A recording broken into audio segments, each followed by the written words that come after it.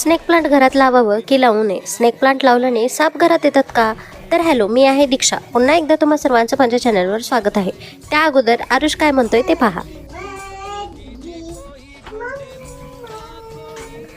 हे जे एवढं मोठं स्नेक प्लांट तुम्हाला दिसतंय त्याबद्दल थोडीशी माहिती. काही जण म्हणतात स्नेक प्लांट लावल्याने घरामध्ये साप येतात. ह्याची पानं सापासारखी दिसतात म्हणून साप ह्याच्याकडे आकर्षित होतात. तर असं काही नाही, ही एक अफवा आहे. ह्या प्लांटचा आणि सापाचा लांब लांबपर्यंत संबंध नाही.